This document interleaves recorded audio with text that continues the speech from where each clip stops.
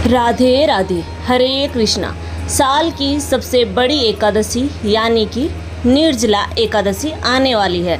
सनातन धर्म में एकादशी का विशेष महत्व है, लेकिन सभी एकादशियों में भी निर्जला एकादशी को सबसे कठिन लेकिन सबसे शुभ फलदायी व्रत कहा जाता है।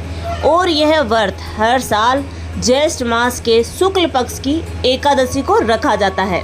मान्यता है कि इस दिन बिना जल के उपवास रखने से साल भर की सभी एकादशियों का पुण्य फल प्राप्त होता है। धार्मिक कथा के अनुसार पांडवों ने भी भीम उपवास नहीं रख पाते थे, तब उन्होंने महर्षि वेदव्यास जी के कहने पर केवल निर्जला एकादशी का व्रत रखा, लेकिन बिना भोजन और जल के वे मूर्छित हो गए थे। उन्होंने इस उपवास को पूर्ण किया, इसी कारण से इसे भीमसेनी एकादशी भी कहते हैं। इस बार निर्जला एकादशी के दिन भद्रा भी रहने वाली है। आइए जानते हैं निर्जला एकादशी की तिथि और शुभ मुहूर्त के बारे में।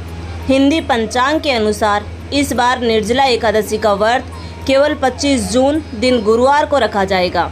गुरुवार का दिन होने के कारण से यह दिन और भी शुभ हो गया। एकादशी तिथि 24 जून बुधवार को शाम 6:13 से शुरू होगी और 25 जून गुरुवार को रात 8-9 पर एकादशी तिथि का समापन होगा। 25 जून गुरुवार को ब्रह्म मुहूर्त में सुबह 4:11 से 4:59 तक सूर्योदय, सुबह 5:47 पर सूर्यास्त शाम 7:11 पर होगा और इस दिन भद्रा सुबह 7-8 से लेकर रात 8-9 तक रहेगी। भद्रावासी पाताल लोक में रहेगा और राहु काल दोपहर 1:30 बजे से 3 बजे तक रहेगा। इस दिन सर्वार्थ सिद्धि योग भी बन रहा है, जिसमें शिव योग सुबह 10:53 तक रहेगा। बाद में सिद्धि योग प्रारंभ होगा।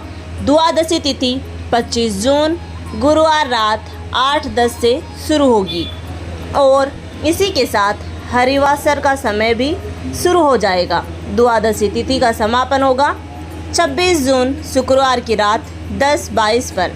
शुक्रवार के दिन ब्रह्म मुहूर्त सुबह 4:11 से 4:59 तक होगा।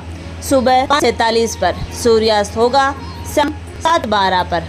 इस दिन प्रातःकाल पूजा मुहूर्त सुबह 4:25 से 5:25 तक रहेगा और सर्वार्थ सिद्धि योग में सिद्धि योग सुबह 11:38 तक, बाद में साध्य योग प्रारंभ हो जाएगा। राहु काल का सुबह 10:30 से दोपहर 12 बजे तक रहेगा। हरिवासर का समय 26 जून शुक्रवार को सुबह होगा। ऐसे में निर्जला एकादशी का व्रत पारण करने का यानी कि उपवास खोलने का शुभ मुहूर्त 26 जून शुक्रवार को सुबह 5:25 से लेकर 8:13 के बीच में रहेगा।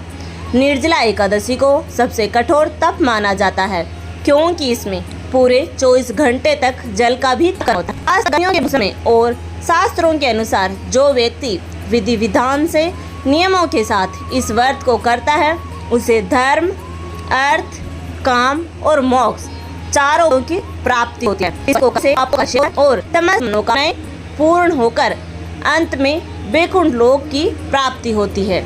निर्जला एकादशी के दिन यह काम जरूर करें।